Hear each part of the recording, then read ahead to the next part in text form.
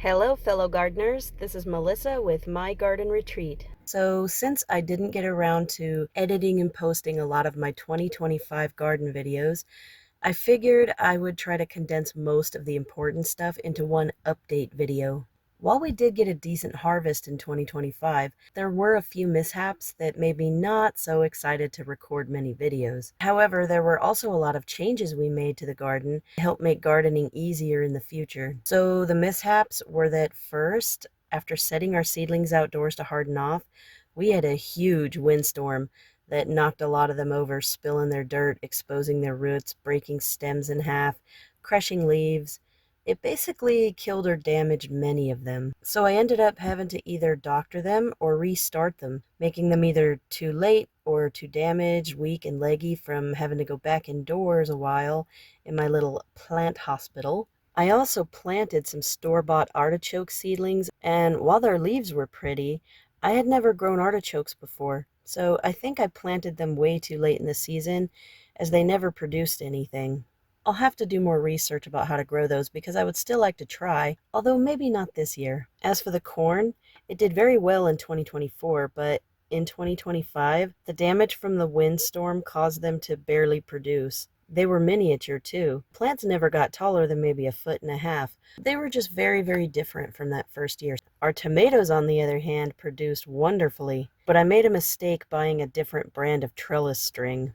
Not a few weeks after stringing them up, the strings weakened under the sun and they broke all on the same day, sending all 100 of our fruit-heavy tomato plants toppling over to the ground. We had nothing new or better to tie them back with, and I was too busy and tired from work to try anything else. So we just left them vining along the ground and harvested what we could, which again was still a pretty good harvest, but we lost a significant amount of tomatoes to ground rot, especially when it rained.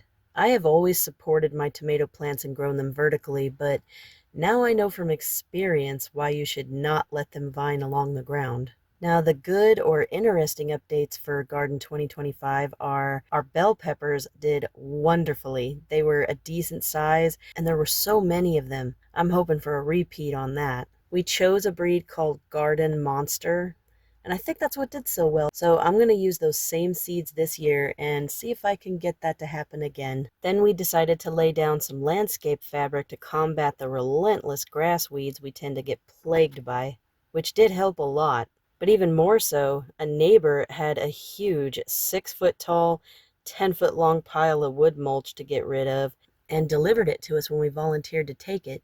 So a friend came over to help us lay all of that down on the ground. Then another neighbor donated some rain barrels to us, which was a blessing because those can get expensive. So we added some gutter extensions and leaf filters to our drain pipes, and now we can collect rainwater to help water the plants. Then, to help keep the four-legged critters out of the garden, a family member came over and helped us set up some electric fencing around the bottom of the fence. Set up a switch to access it, and we turn it off while we're going in and out of the garden, but it's been a huge help in protecting our crop. Also, we planted some okra last year and discovered that it does very well in our area, which is Zone 6B in Missouri. The plants grew tall and produced so much we had to start pickling them. We even had a volunteer zucchini plant pop up from last year's fallen seeds, so we let it stay and named it Samson. And I did do a video just about that plant, so if you want to go check that out, go right ahead. I'll leave a link to it in the video description. Well, Samson got huge, took over half of the garden with